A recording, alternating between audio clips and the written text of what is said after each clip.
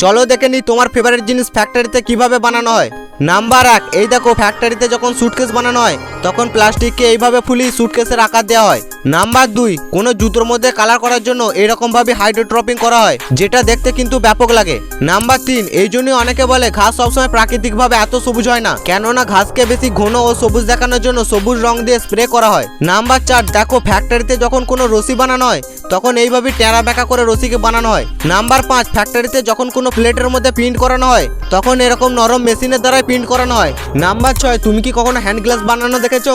না দেখে থাকলে এখনই দেখে নাও, কারণ আমাদের হাতের হ্যান্ড গ্লাভসকে এইভাবেই বানানো হয়। নাম্বার 7, তুমি নিশ্চয়ই এই তার জালগুলো অনেকবার দেখেছো, কিন্তু কখনো ভেবে দেখেছো এইগুলো কিভাবে বানানো হয়? দেখো ফ্যাক্টরিতে এইগুলো এইভাবে ঘুরিয়ে পেঁচিয়ে বানানো হয়। নাম্বার 8, চকলেট খেতে তো আমরা সবাই ভালোবাসি, কিন্তু এগুলো কিভাবে বানানো হয় সেগুলো আমরা কেউই জানি না, তাই তুমি দেখে নাও চকলেট কিন্তু এইভাবেই বানানো হয়, যেটা দেখতে খুবই স্যাটিসফাইং লাগে।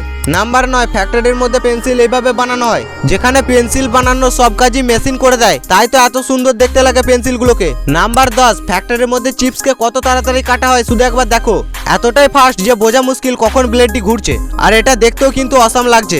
যাই হোক, এরপর তুমি কোন জিনিসটাকে বানানো দেখতে চাও সেটা অবশ্যই কমেন্ট করে জানাবে, আর হ্যাঁ, আমাদের চ্যানেলটিকে সাবস্ক্রাইব করতে ভুলো না কিন্তু।